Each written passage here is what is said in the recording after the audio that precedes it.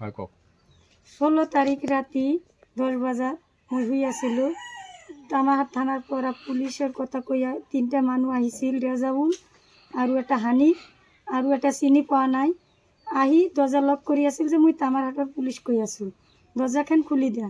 মই খুলি দিয়াৰ পিছতে দেখোঁ যে মানুহখন এটা হানিফ, এটা ৰেজাউল আৰু এটা চিনি পোৱা নাই কাৰণে মই দৌৰ দি যাই মোৰ ল'ৰাটোক মই বুকুত নিছোঁ। বুকুত নিলে 3টো মানুহ ঘৰত সোমাই এটা মানুহ হাতা পাতা কৰিলে বস্তু বানি আৰু হানিফ আৰু ৰেজাউল মোক ঘৰৰ পৰা টানি বাহিৰত লৈ আহিল। মোৰ ল'ৰাটোক মই চাৰা নাই তেতিয়াও। যেতিয়া মই হাতখন জাহি দি ল'ৰাটোক ইয়াতে ৰাখি মই দৌৰাইছোঁ, তাৰপিছত দৌৰাইছোঁ, তেতিয়া সিহঁতে 3জনী এতিয়া সেইফালে দৌৰাইছে। দৌৰাইলে মই কৈছোঁ মোৰ ভাচুৰৰ ঘৰত গৈছোঁ, মোৰ ভাচুৰক ডাকিছোঁ, উঠা নাই। মোৰ যাওঁটো বাহিৰত আছিল, দৌৰি আহি দেখে যে 3টা মানুহ যাই আছে। মই দৌৰি ছেক্ৰেটাৰী বাৰীত যাই কথাখিনি জনাইছোঁ। কথাখিনি জানাইলে ছেক্ৰেটাৰী থানাত ফোন মাৰিছিল, বড়ো অচিত ফোন মাৰি কথাখিনি জনালে। পিছত কয় যে এতিয়া আহিব নালাগে থানাত, পুৱাত আহিলেই হ'ব। তে মই পুৱাত গৈছোঁ, পুৱাত জানাই এটা কেছ দি থৈ আহিছোঁ।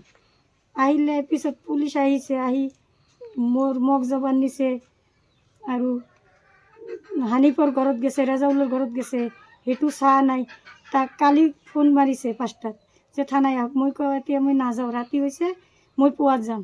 আজি 10টাত মোক থানাত ডাকি লৈ গৈছে, যাই ফালে মোক থানাতে পূৰা হামকি দামকি কৰিছে যে কেছটো এই ঘটনাটো মিছা আৰু ৰেজাউলৰ মাইকী মোক মাৰিবাৰ উঠিছে, হানিফ মাৰিবাৰ উঠিছে। অচিত চামনতে একো কোৱা নাই।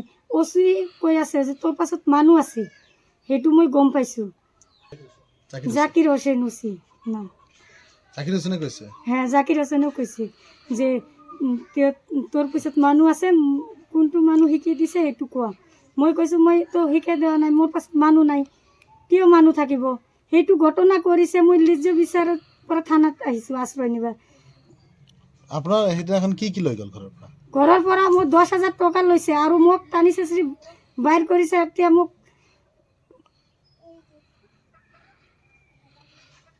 আপোনাৰ স্বামী ক'ত থাকে? কেৰেলা। মোৰ স্বামী ঘৰত নাই, কাম কৰে, মিস্ত্ৰি কাম কৰে। আপুনি অকলে আছিলে? হ্যাঁ, মই অকলে আছিলোঁ, ল'ৰা এটাক লৈ, মোৰ ল'ৰা। তেতিয়া আহি কি ক'লে? তেতিয়া আহি ক'লে যে তামাৰ থানাৰ পৰা আহিছোঁ, মই দৰ্জা খুলি দিয়া। মই দৰ্জা খুলি দিয়েই দেখোঁ এটা ৰেজাউল, এটা হানিফ আৰু এটা মানুহ চিনি পোৱা নাই। তে ৰেজাউল হানিফ মোক হাতত ধৰি টানি চেঁচৰি বাহিৰত বাহিৰ কৰিছে আৰু এটা মানুহ ঘৰত চাৰ্জ কৰি মোৰ 10,000 টকাখিনি লৈ গৈছে। এতিয়া আপুনি যে থানাত এজাহাৰ দিলে, কেছ দিলে, হ্যাঁ, এতিয়া পুলিচে কি কৰিলে, আৰক্ষী কি কৰিলে? পুলিচে একো কোৱা নাই। পুলিচে কৈ আছে আজি যে সেইটো তোৰ পিছত মানুহ আছে, মানুহে তোক সেইটো মিছা, সেইটো একো যোৱা নাই। পুলিচেও কৈ আছে, ৰেজাউল কৈ আছে, ৰেজাউলে মাইকী মোক মাৰিবাৰ উঠিছে, হানিফ মাৰিবাৰ উঠিছে, অচিত চামনতে একো কোৱা নাই অচি। আৰু কৈ আছে যে তোৰ পিছত মানুহ আছে।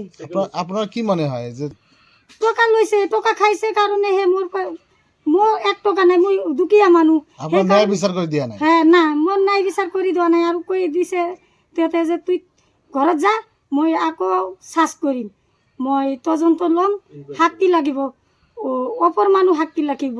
এতিয়াতো অপৰ ঘৰ একো নাই, মোৰ বাৰী ফাঁকা বাৰী। এতিয়া আপুনি কি বিচাৰে?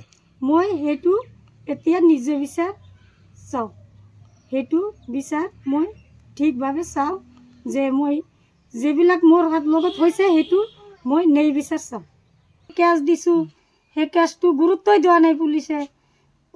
সেইটোত আৰক্ষীৰ পিছত টকা লৈ খাই পেলাই মোৰ একো কোৱা নাই, মোক মাৰিবাৰ উঠিছে, একো কোৱা নাই। কোন থানাত কেছ দিছে? তামাহাট। আমাৰ থানাত দিছে। হ্যাঁ, এতিয়া আজি যে আপোনাক মাতিলে থানাত, আপুনি থানাত গ'লে, তাৰপিছত কি হ'ল? আজি মাতিলে থানাত 10টা বজাত যে মৰিয়ম খাতুন 10টা বজাত থানাত আহিবি। মই থানাত গৈছোঁ, গৈ পেলাই তাতে ৰেজাউল গৈছে তাৰ মাইকী লৈ, হানিফ গৈছে, এটা ল'ৰা লৈ গৈছে তাৰ, ময়ো গ'লোঁ। তাক এই থানাৰ অফিচত যাই পেলাই মোক মাতিল। মই অফিচত গ'লোঁ। তাৰপিছতে ৰেজাউলৰ মাইকী মোক মাৰিবৰ কাৰণে উঠিছে। যাতা কৈছে পুলিচৰ সন্মুখত আৰু মাৰিবাৰ উঠিছে। মই কৈছোঁ যে মোক মাৰ, মই থানাতে আছোঁ, মোক মাৰ। হানিব আৰু কয় যে তোক থানাক মই লেডিজ নি আহিছোঁ, তোক এতিয়াই পিটাম, এনেকা কথা কৈ আছে। তাৰ পুলিচৰ নিজ কথাটো কোৱা নাই।